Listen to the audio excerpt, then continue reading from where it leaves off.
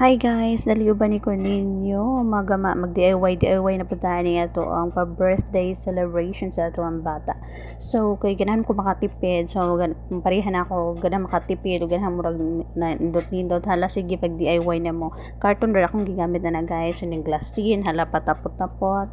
Then kay ganahan ko na souvenir ako ang anak so akong nagasto ani is kanirang dome o kaning butterfly. So cupcake dough makipalit rin niyo sa asa. So kani nipalit ko glaze no tag 5 meters lang lace akong gipalit guys. So kani ganan mo kagama po mo flowers sa palit na mo ko ay daghang YouTube tutorial sa paggama og flowers.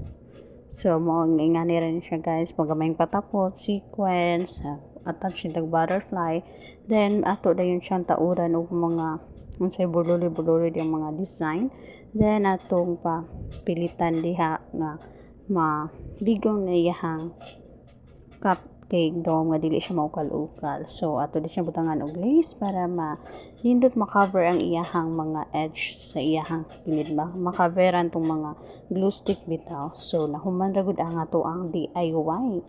So kani karon hope na maganahan sa ang akong chinakis sa iyahang birthday celebration. So nahuman na ning ato ang mga DIY. So done.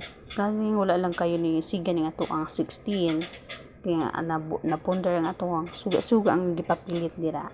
So kinsa man tong ganahan diha nga mo fit ang ilahang mga motifs sa ilahang celebration hala pagsugod na mo jag DIY. So maura to guys, salamat kayo sa paglantaw.